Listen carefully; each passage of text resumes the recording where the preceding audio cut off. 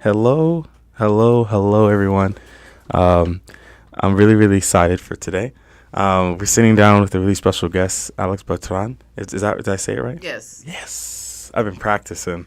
I was hoping I got it right. So exciting. As many of you know, this is the beginning of the never ending. This is the story of people. Today we get to explore the story of Alex, and essentially, like, because you have a pretty in-depth, history, and so it's really exciting to go into who you are and how you become who you are. And we just like to thank all the guests, and also I'd like to thank everyone in chat to join us today. And feel free to chime in. It's a live chat, and people can kind of ask questions for Alex if you have any. But yeah. I think without further ado, let's get into it. Yeah. So where does it start, Alex? Like, I don't know if you're native to California, if your great grandparents are from here. Like, I don't know if you know too much about it, but yeah, where's your family from? Oh well, my grandparents are originally from Mexico, Oh, okay. and they came to California. Well, my mom's parents, they originally went to El Paso, Oh, because they lived in Juarez, which was very close. Because they wanted a better future for their kids. And the same for my dad's mom.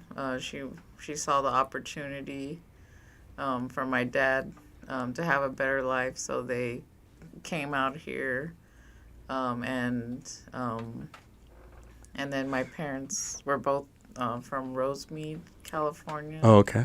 So they went to Texas first, and then came out to Rosemead. Yeah, That's interesting. I'm not. Have you ever been to Texas? yeah, I have. But it's changed a lot since obviously since they lived there. But yeah, it's still a rich. You could like literally see the other side of the border. Really? Yeah.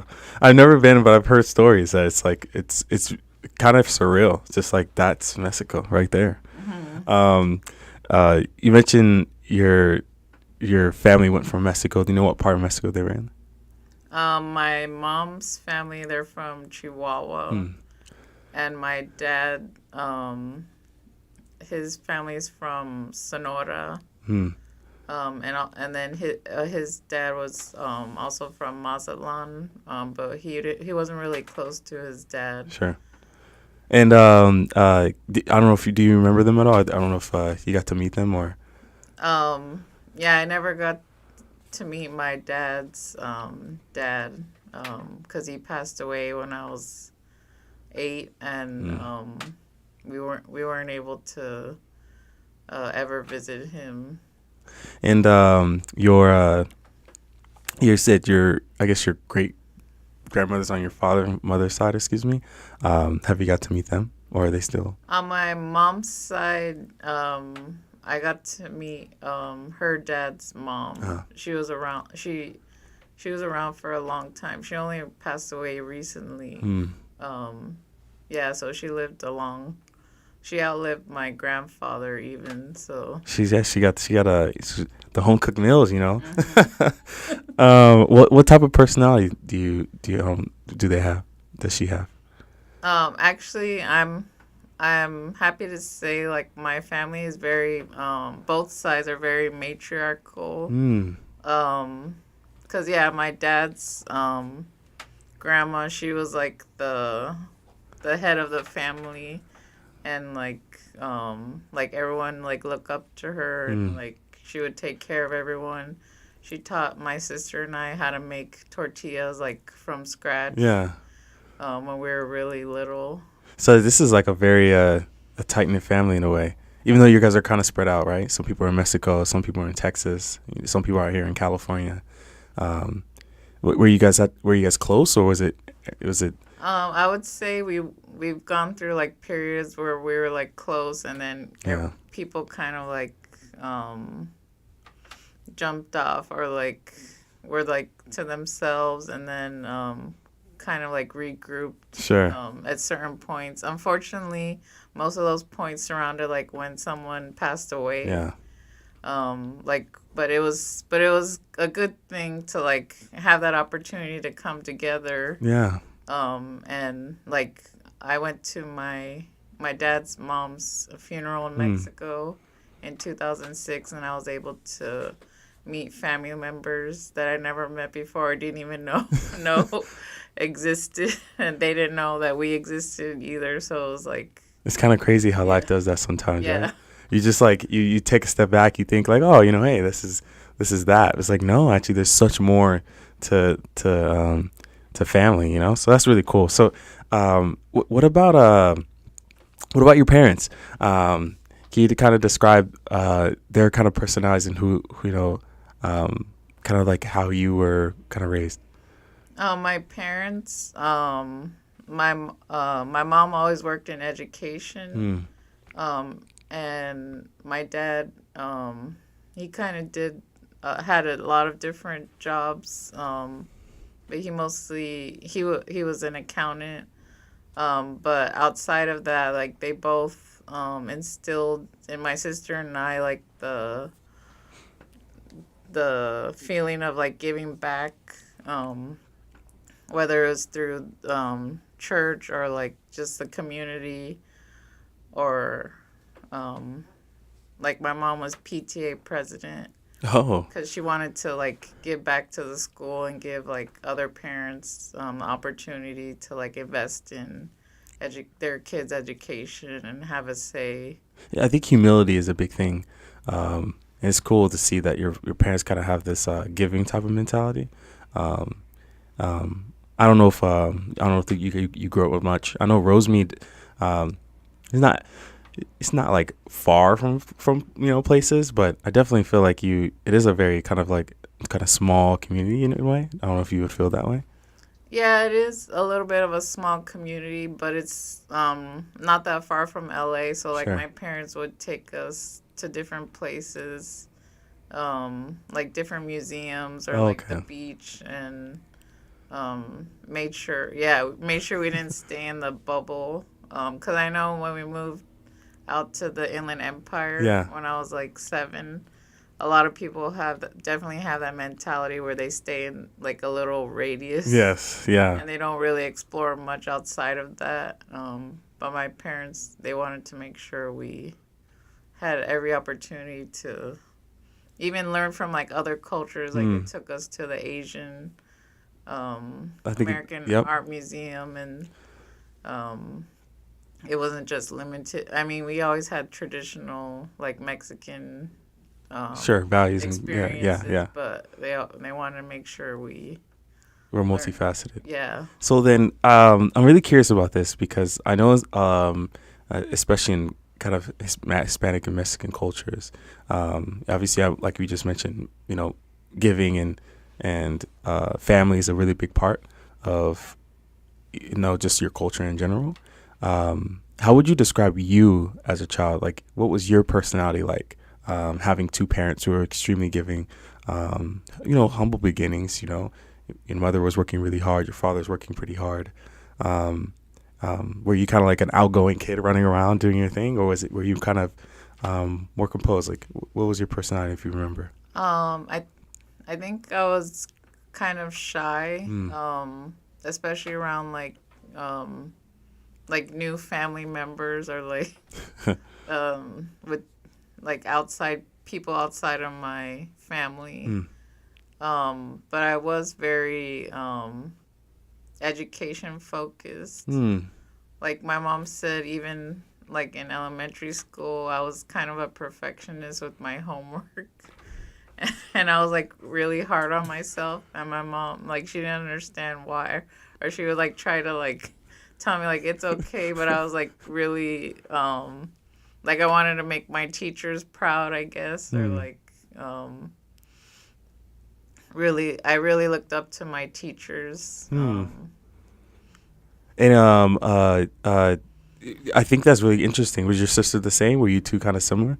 My sister, she liked school, but I think she was more like into the social Yeah. aspects of it. And is she younger or older? She's 2 years younger than me. Okay. Yeah. And so I hope you guys got along. I don't. I mean, there's some times obviously where my mom had to like break up a fight or something. Sure, right. Yeah, But yeah. for the most part, we got along and we're still really close. That's good. So So that transition from obviously you're big into your studies, but that transition from Rosemead to IE, did that feel kind of out of place? Did it feel like, okay, this was great? Oh, snap. It's all good. What do you kind of feel about that? How do you feel? I think it felt like it was kind of a culture shock. Because like I said, my parents would like take us to different places and Yeah. um, mostly in Southern California. And then you move out here and everyone's like, my sister had a classmate that had never gone to the beach before, Whoa. Yeah. and it was just different for me, I guess. And now I've like really embraced the IE culture. Mm. And so your transition out here, did you guys like did they get a home, or was this just more of like they moved here because of, you said in 2000, it seems like, It was around 1998, oh, excuse me. 99. Okay. The housing was cheaper. Their intention was to buy a house, but we ended up renting. And so then coming out here to IE, and you, sorry, what city were you in? Uh, we first moved to Fontana. Okay. All right. I think that's I think I'm if I remember right, I think we went to this similar high school as well. What high school did you go to? I ended up at Colton High School. Oh, okay. All right. So I used to go sing there, for competitions and choir and stuff. So that was really Oh, fun. wow. So you're now in IE. You're kind of getting the kind of feel of like, whoa, this is definitely a little far away from from normal. Um, any family out here, hopefully, or any are you doing Yeah, what do you, my dad's aunt, she lived in Altaloma, oh, okay. which wasn't too far. And at that time there was like nothing. It was just farmland Yeah, and or you just drive through empty fields, and now it's like it's so bustling. different. It's completely different. I remember this too. Remember like these great wine like on Baseline and Foothill, like just a ton off Fontana. It's a different world. It just changes so quickly. So, hey, what do you do for fun? Are you into any activities or anything, or is just like studies were so important to you still? When I was in elementary school, I played soccer. Okay. My sister and I were in Girl Scouts. We like to go hiking or like because we had lived near hills, and we would go on our bikes riding around. So things were kind of like you're just enjoying the world, nature. Things were kind of simple here. I feel like sometimes simple lives are almost like the best ones, because it's kind of like the quiet before the storm in a way. Yeah, it was a lot simpler, Yeah. especially compared to my life now. uh, and is your value still the same, right? Parents still giving, still trying to find a way to support others and help Yes. the community. You mentioned church. Are you pretty active into? Well, we were very active in the Catholic Church. My parents, when my mom actually worked at a church, but unfortunately she had a bad experience, and there's a lot of like negative people there that like treat the church as like a business, and they don't really care about the people. Like they literally like they treat it like a fundraising like Event and, vehicle, oh Lord. And my mom was really taken aback by that, so we kind of like stopped going to church after she found another job somewhere else, and we haven't gone back, but and I've like tried to find my own like spiritual path. And I respect people that go to church because I did like the sense of community and people yeah, it was just like a a nice thing to like Yeah, to go be a there part of. every week and Have people you can kind of catch up with and have counsel with. One of the things I think is interesting is what you mentioned, the kind of sense of community. Um, any like really close friends that you made kind of during your teenage childhood years? no, unfortunately most of the people like I've lost touch with them Sure. like once I stopped going to church. I do have one friend that I have like I ran into him later and Mm. he's been doing a lot of stuff in the community, so it's nice that we like have that connection. But and hopefully anyone in like middle school or high school you still interact with too, or Um in high school, I mean we have Facebook, but sometimes it feels like sure. it's not it's not a full like a full relationship where you just kind of like get updates. Yeah. I think the pandemic it really like Yeah. paused any chance to like catch up with people. One of the things is interesting is that I'm so curious on how you got into what you're doing now, because you're so involved with the community, but as you mentioned, like you don't really have those like those one-on-one connections with people like you used to have before, prior to the whole kind of pandemic life, and when you used to go to church and kind of really be in that sense. But you're Yeah. actively involved in the community per se. Um, do you feel like your personal life, right, is very different from the kind of the career life you have? And it's much easier to build connections through your career life than it is kind of through your personal life. And do you think that kind of started from a young age, or? No, I think they're very intertwined. Mm, Um, cause with organizing, you definitely have to like build a personal connection with the people that you're working with in the community, mm, or else it like you don't have those long term relationships or like um, yeah, when you're like down in the trenches with someone, you yeah, have to like really trust that person. yeah, yeah. So when you graduated high school, what was the path for you? How did you get to where you are now? Well, actually, I first got involved with politics when I was in high school when I was Oh, 17. And a family friend, he asked me to help with voter registration at a Route 66 event in San Bernardino. mm. And I was like, okay, I'll help you. Like, I was very naive.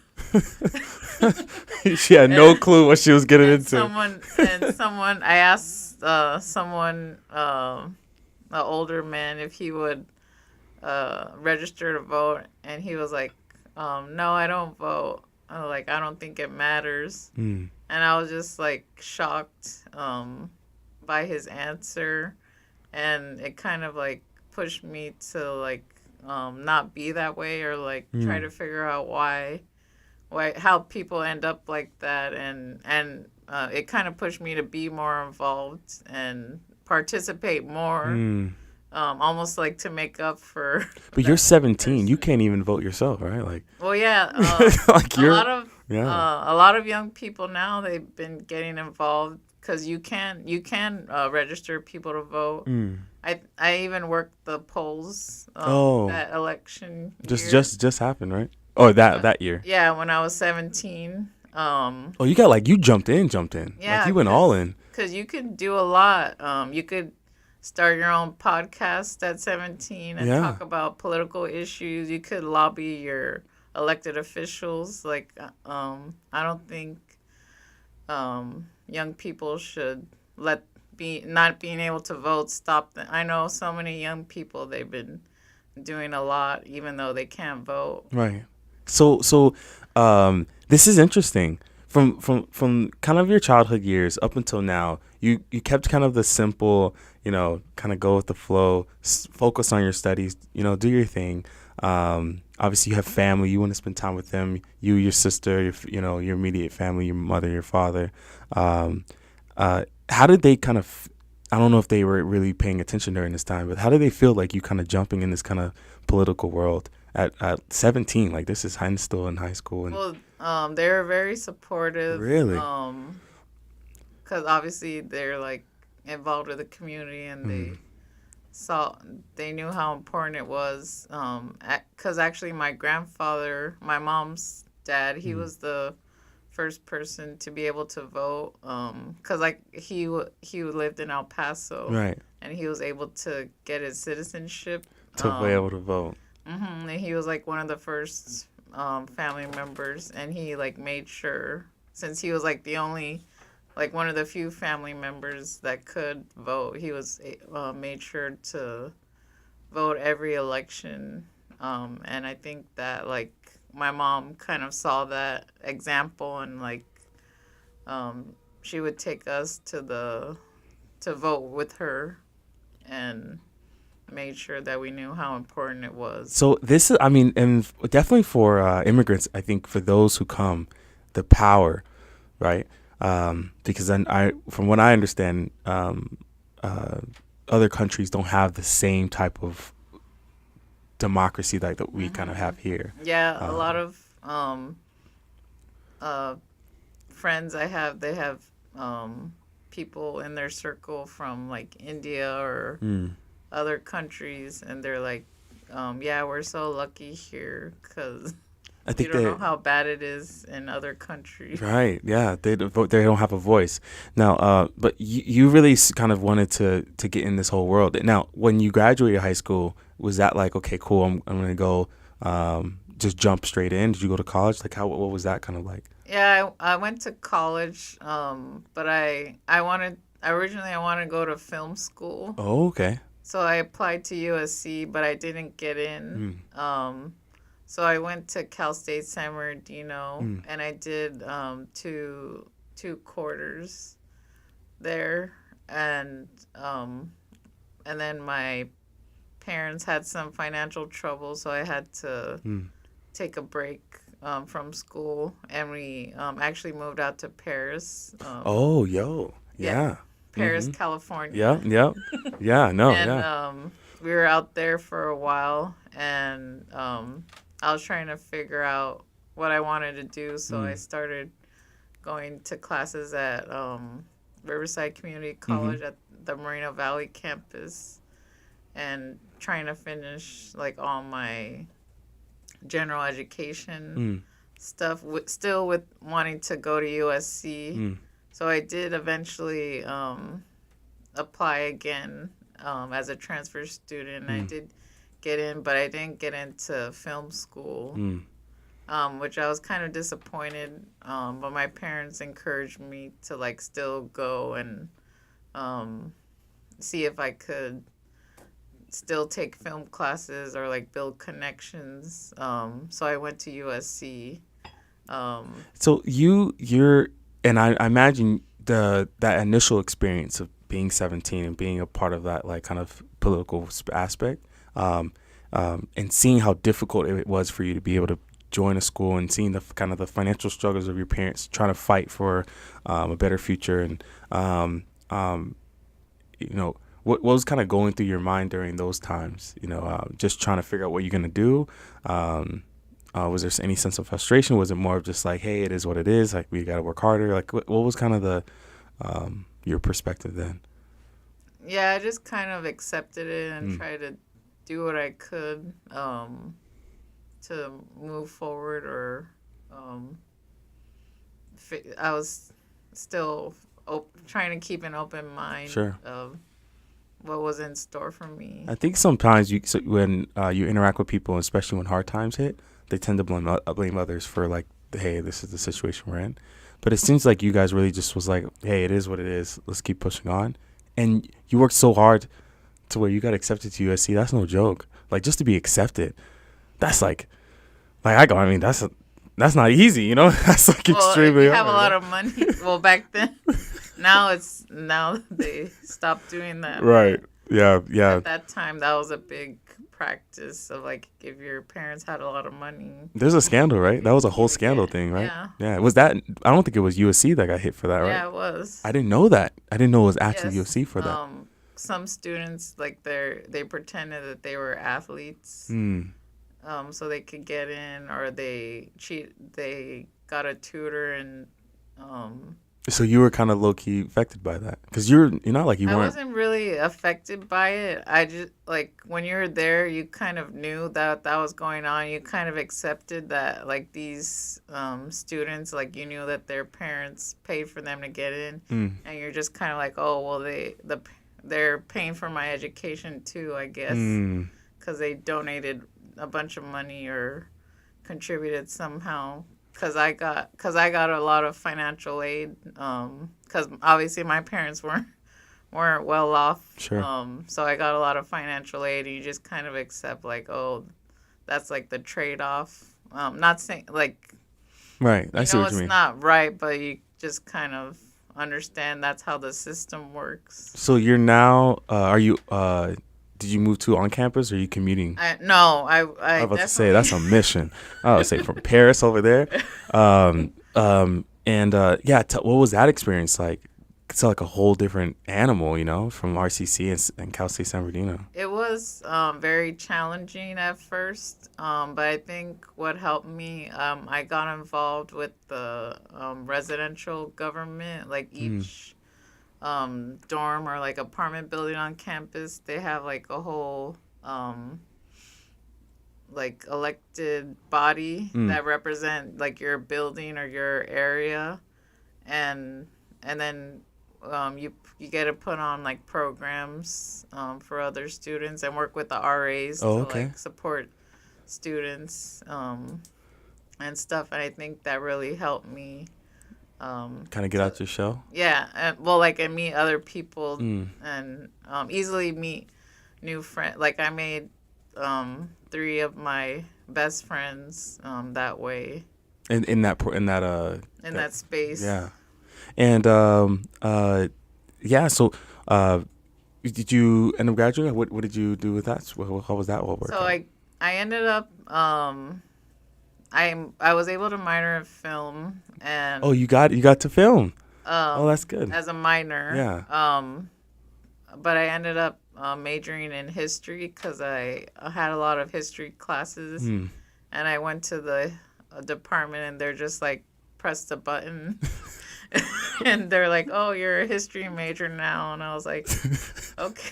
It just randomized your major. That's Not awesome. like the film school where you have to do an application Sure. and all interview process. But yeah, I did history. I still didn't know what I wanted to do. I still was trying to work in the film industry or work in any job in LA, but I graduated in 2010, right after the recession hit. So it was really hard to find a job, and luckily I was able to like get a part-time job, but it was when it ended, like I kind of had to face the fact that I had to move back home. Yeah. So I moved back home, and it was kind of it it wasn't really hard. It was just weird because I was used to living on my own and then having to go back and like live with my parents. That's a tough thing. Mm-hmm. I mean, you got the degree, and this is from USC. And the debt. And that comes with it, right? I guess the question really comes now is that like, film is a big thing for you, right? You did mention earlier, it's like, hey, even now that you're young, you can kind of start your own film thing. What was about film that kind of was a big, I don't want to say passion, but what was about film that really fascinated you? I think the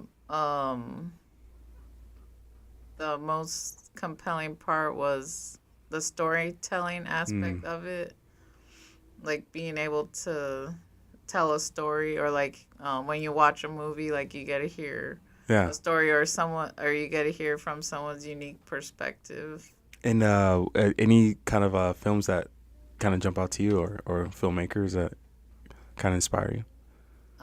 There was one movie that I remember from that I was introduced in my studies. It was a French film called The 400 Blows, Mm, and it was about a little kid, and his like struggle with his family. Like I think it's been a while since I watched it, but sure, sure. I think he caught one of his parents cheating on the other parent, Mm. and he's like trying to like reconcile with that. It's a French film. Yeah, Yeah. France don't play games. They be Yeah. having kids watching. So this isn't Mickey Mouse over here. So, um, uh, I didn't know you graduated that. I didn't know you went that early. 2010. This is like this that was a tough aftermath of everything. Mm-hmm. Trying to find your way in LA, which is hard enough. Mm-hmm. And you have a major and a minor. Your goal is to try to figure out how to get into this world, but couldn't really couldn't get the opportunity. So now you're home. But it seems like you have that spirit of your grandparents, this kind of hard work. You got to figure it out some way. You're gonna, some shape or form. There's something you can do. What was the goal now? Like, where's your? Was So it? yeah, I moved back home. My parents were in San Bernardino, Mm, and I was able to find a job working for this nonprofit called Youth Action Project, mm, and we were like um, mentors to like high school students and give them.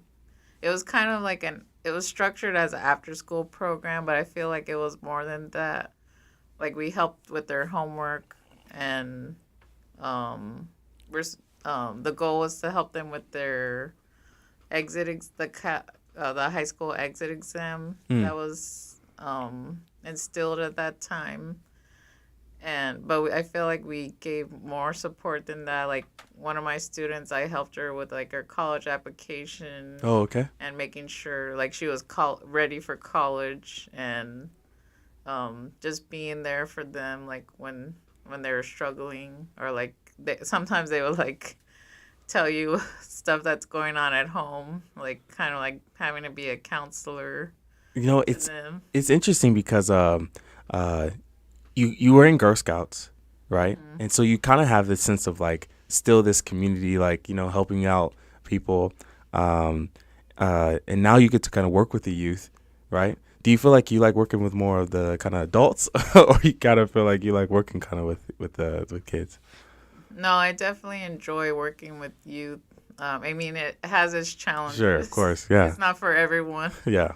but yeah, I definitely enjoyed being able to like help young people like see their potential Mm. and see what they can do. And this obviously this is you're working with kids throughout San Bernardino, is that right? Yes. And this is not obviously San Bernardino. Maybe some people don't know, but that community is struggling in terms of like of just resources, opportunity. Even the city is bankrupt, so it's really tough at one point in time. So, so how long were you there? I was there for 2 years, but I was able to, yeah, meet a lot of people in the community, Mm, and I was connected with this group called San Bernardino Generation Now, mm, which I think you yeah, came to one of our I meetings. did. Yeah, yeah. So I started a business doing events. Did like these underground speakeasy gallery style events, and it was your team who helped me understand a little bit more about how to manage a business and do business correctly, and you showed me what some of the venues that you guys had, and you guys did an art show. Like, it was crazy. There's a lot of different things that you guys were doing to trying to support people at that time, and I mean, that helped me do this, So, um, can you explain more about that chance? Because that was something that was really interesting. Um, um, do you feel like that was one of the moments you really got to be able to shine in a way? Yeah, I yeah, I felt like I really found my group or like Mm. my people, because they were trying to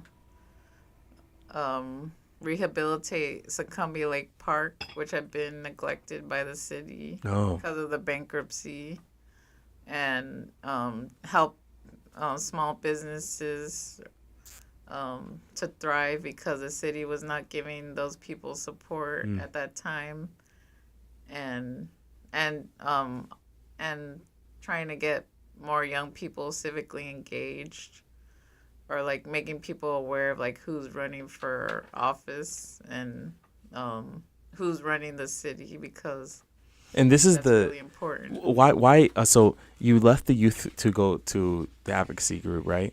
Um, what was the reason for that change? It was just I saw an opportunity. Mm. I was actually at the time I was actually working for the county at the Parks Department. Okay. And then I found SBGN, and I was able to do stuff, and I actually got laid off by the county, so I was Mm. able to give even more time into it, so much that I think I even forgot, like, oh yeah, I need to find a job It's at some point. it's a because you're I'm there's no real resources, right? Because that's just a group that you guys try to start, right? If I'm right Yeah, here, so it's not like no one's getting paid here. Like you're not getting like 40, 50,000. You're just yeah, we were all volunteers, yeah youth led. Eventually, we did get a fiscal sponsor, yeah. and we started um, doing programs at the Garcia Center. So we were all able to get a grant to give like stipends. Like it wasn't much, but it was something Yeah. to like support our efforts, and do like and fund different projects that we wanted to do. You're a lot of people are so focused on like the federal side of things, right? Federal big things going on, who's the next president, what's going to happen, what's what, but you're so hyper focused on, it seems like, on the local side of things, like just trying to help the people to the left and right of you. Like you have this USC degree. At some point, right, do you ever think like, maybe I should go like to DC, or like maybe maybe I should go and like to these kind of big federal work for like these huge campaigns and stuff, or were you kind of always just like, I want to help the community right now, I just want to help the people left to me and right to me? It's just kind of maybe it was just in your sights, or what? Why? Well, I did work on campaigns at a congressional level and Sure. state level, but I was still always involved with what was going on in San Bernardino. And this is all throughout that time as well. Oh wow. Yeah, so we were trying to help the community, and in 2018, I did run for city council, Oh yeah. because I saw that nothing was changing. Mm. Like we were hitting a lot of roadblocks, and we needed like an inside person to give support, or like at least Shine a light on it. yeah, and open doors for people that are doing the work in the community. Can you give me more of an understanding of kind of like what that experience was like, trying to run for the office position? For city council. Yeah. It was a hard decision, because you had to like really put yourself out there, Sure. and put all your time. And luckily, I was babysitting for my sister. My Mm. niece was 2 years old, or almost two at the time. But I had the flexibility to be able to commit time to campaigning. Mm. I joke that my niece was my campaign manager. That's awesome. But yeah, it was a struggle, and it was all grassroots. Like, Yeah. I raised money from like my family and friends, Mm. and maybe like a few local groups. And I did get a lot of union support, which I was proud of. Yeah. But yeah, it was just my family and like 10 volunteers that helped me canvas pretty much every I was weekend. in Arizona, but I would have, the squad would have came through.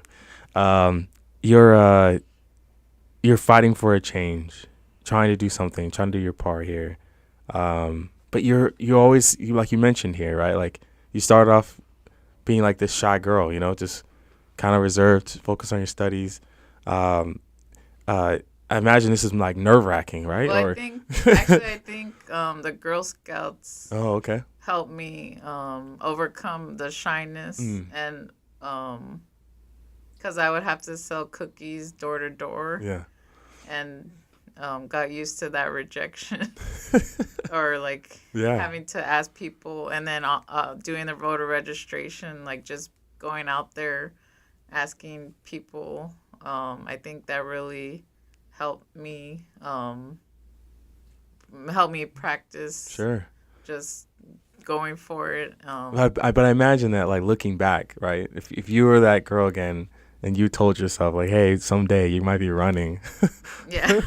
city council, Even like that's awesome. even 2 years prior, I probably wouldn't have believed it, because I was like, no, I had the mentality like, yeah, that's not gonna be me. Right. But like so many things like happened with the city, and just it just kept getting worse, and I've told myself, you know what, I have to do this, and no one asked me, because there's like a lot of people say like, oh, like you have to be asked 5 times or whatever. Right, right. But like no one asked me to run. Someone actually asked if my dad would run, because they thought like because he does stuff in the community, and Right. his name, like he has his name or something is like favorable. And my dad was like, I don't, like I just asked him like because I was curious, and he was like, I don't have a good poker face, so Uh, I'm good. I think I think that someone going out there trying to do something right for the community is not easy per se, and especially in the environment that we're kind of in. And this was in 2018. Next year, the year after, COVID hits, right? What does the community look like now? What was kind of like uh, the aftermath of kind of like that whole, like how did COVID hit kind of you and your family and the obviously your community in San Bernardino? Well, I was very lucky that I lived at home, Sure. and I had family support, and both of my parents were able to work from home, Hmm. and like easily transition into Hmm. that, and we were like taken care of, and my sister, um, she was taken care of, and um, but I know a lot of people struggled at that time, and like Hmm. um like everyone jokes about it, but like the like not being able to find basic things like toilet paper, like that's like that's rough. Right. And we're used to like being able to have access to all these things, and Right. now it's just like um you can't find the basic. I know like meat, like some people couldn't find meat, and I was like thankfully like I'm like moving towards a vegetarian Sure. diet. Everything All that that stuff was at the store. perfect storm, yeah. Um, and I guess my one of my final questions here. You mentioned you have a niece, um, um, and she's probably what 5, 6 now, Raja? I have a niece and a nephew. Oh wow, So my niece is 5, and she just started school, wow. and she already got an award Oh wow. for being like a good student. You're probably like an A1 babysitter. See, you got her set up for success. And my nephew, he's 3, and I hang out with him at home when So I'm not doing stuff. so what does your life look like now? Kind of seeing your family grow, kind of where you're at like currently from the experiences and the life that you kind of been through. Yeah, kind of what's been in your purview? Well, my niece and nephew definitely give me more um, motivation Mm, to help improve the future because we all want a better future for them and their generation. mm, And yeah, we don't want them to struggle like we did and like yeah. leave this place better than it was before. And are you still part of your advocacy group, or what has been Well, everyone's kind of like doing doing great stuff, sure. but it's been hard to come together. Yeah. And what have you been what are you currently doing right now? Well, I just finished working on a campaign Mm, for Derek Marshall. He was running for Congress mm. in the high desert and other areas. So you're so you kind of got the this kind of congressional thing down. I mean, not in a way, but you kind of understand how to get people out there. Was it an easy run? Was it a hard run or No, it was definitely a it was challenge run? definitely challenging. The candidate was like one of the best candidates to work for. Mm, He's so hardworking, passionate, community first, yeah.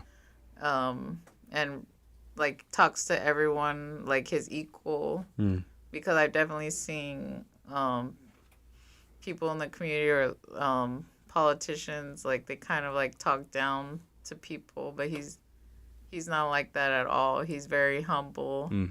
and doing the work and That's um, awesome. So then, yeah. So, what's the dreams? What's the goals? Where do you kind of see yourself in the future well, now? yeah, I'm No. kind of like at that place again where I'm like open, Mm, like wait, looking for a new opportunity. Like the results are still coming in, so we'll see if he wins. I might work in his office. If he doesn't win, maybe I'll start go back to film and mm. do some like video work or Yo, that something. sounds like I've done. Yeah, yeah, yeah. That sounds awesome. Um, and I've seen some. I think I've seen some of your content that you put up.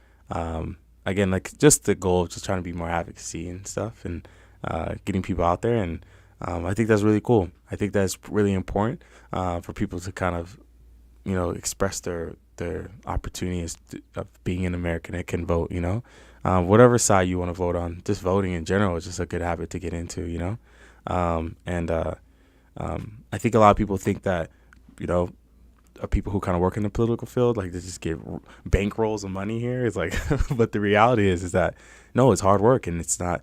You're not really getting the you don't get to really see the fruits of the labor unless you win. And so, I think that for you sticking out for so long, your journey of continually fighting, continually trying to press on, continually trying to grow, I don't think it should be understated. I think it's actually really noble, especially the fact that like it's interesting, right? You get rejected and you keep pushing on, right? And I imagine when you do these campaigns and then some lose, some win, whatever, but then you just like, no, okay, keep pushing on. Like you have this mentality of never giving up. Why is that? Like, a lot of people again, like, what is the thing you mentioned your niece and nephew? I know that's part of your part, but they weren't obviously always there. But what's been driving you to continue pushing on, to keep pushing forward, even though when life doesn't go your way? I don't know.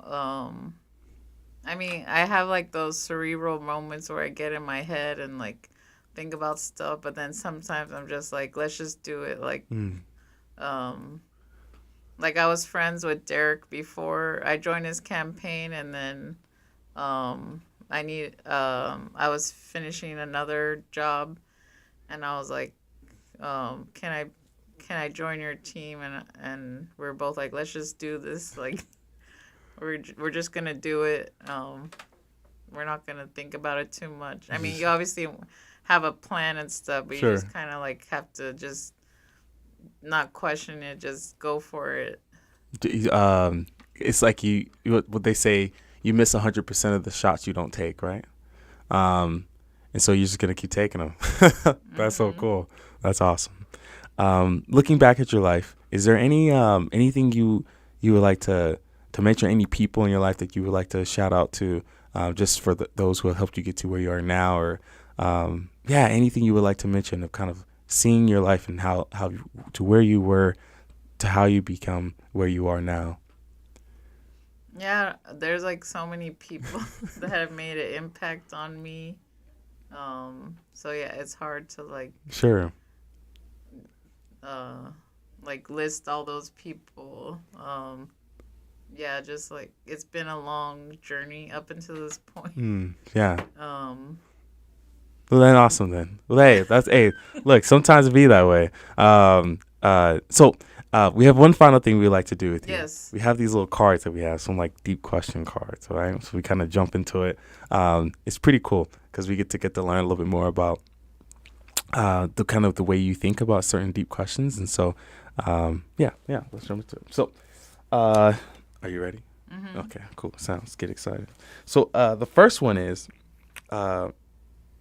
what is the last thing? Excuse me. What is the last thing you learned about yourself that surprised you?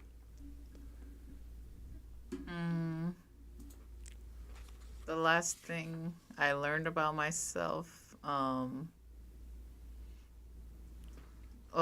I could I could get really distracted easily, Oh, and um, and I need to like be more organized so I could focus and get more things dude, done. TikTok Yeah. is insane, man. Yeah, it's so easy. Well, I liked when it was a minute because then you're like, okay, this is my last video. It's only a minute, and then after, but now they're like 3, 6, 10 minutes long. It's rough. And yeah, You get sucked in now. Yeah, no, it's rough. I could definitely see how trying to stay focused is hard, especially in the way the world is right now. It's like so difficult just to stay locked in on one task because there's so many things that want your attention. I I I imagine that's surprising as well. Yeah. What do you think you were born to do, but aren't doing, and why? dang, that's tough. I think I was born to do something more creative, like I really like painting and um, doing crafts and stuff, but I just haven't been able to make time for that. I think it's interesting because this piece that you brought and you made just on your own. I mean, this is like really really cool. Out of all the paintings that we've done, we've only had two artists who was able to bring in for painting their own pieces here, and you are one of them. And showcasing your art, right? Showcasing your work is again that kind of like scary thing. You're displaying like something that you have built and you have made on your own to the world. But like even what you just said now, he's like, that is something I feel like, man, it's something I feel like I was called to do, but I'm not. But it's cool that you actually are in a way you started. So maybe you just got to keep the momentum, keep it pushing, Awesome. Okay. If you could have any job in the world, what would it be and why? If I could have any job, I would open a vegan ice cream shop Yo. I'm lactose intolerant and I can't. I just realized this when I was like 27, so I can't. I miss like ice cream. I mean, there's a lot of good options now, but there's no like. And a lot of ice cream shops, they have like 2 or 3 vegan or like dairy free options, but there's no like full. As far as I know, there's no like full like ice cream shop that has like all dairy free. But how's that being made? Like they use coconut milk, or I've seen that sounds avocado. They use like avocados to make it like creamy and provide the fat. Oh, that's dope. Oh, that might hit. Yeah, I've never tried that before. Yeah, I hope we do that. that sounds good. I'm lactose intolerant. It's a struggle right here. Okay, I used to be slamming cereal back when I was killing them. I remember my first period; it was always bad. I'm just kidding. And then 2 more. So, Okay. 15 years from now, how do you think um, your relationship um, with, let's say, your, let's say, sister will change? I hope we're still close Mm. and um, That'll be close 15 with years from my. now. What is that? Like, we're probably near, probably early 40s, late 30s, right? Something on there? I'm 34 now, so I would be. Um, Yeah, 40s. Yeah. S- And your sister will be in the 40s too. hmm Definitely a wiser time, I imagine. Yeah. Well, maybe I hope I'm like more easygoing. Mm. Like some of the um, seniors I know, they're just like, oh, who cares? Like it doesn't matter anymore. Like they lose the facade of like Sure. all the things that we worry about. I think it's hard, man. When you're have so many, because one of the things I struggle with, right, is that because of social media, right, you kind of like look at others and like, dang, they're killing it. I need to be killing, or like you see like people traveling, or you see people doing these things, right, and obviously it's all a facade. It's not real. It's like none of this is right, and so for me, I can kind of feel like, man, it'd be nice just to not just worry, and just appreciate the day and appreciate the moment and just spend time with people. I'm not sure if that's what you're hinting to, but Yeah, appreciate what you have. yeah, just like, hey, man, kind of like the humble beginnings of my ancestors and probably yours as well. Just like, hey, you can appreciate the little things and um, and still strive for more. So I love that answer. And then my final question: when do you feel most alive? When do I feel most alive? Um, well, actually, one thing I didn't mention, which was a very key thing that I did, I was on the bone marrow registry, Oh, and in 2020, I got, or late 2020, I got the call that I matched with someone, and um, I would potentially have to donate um, bone marrow to this person.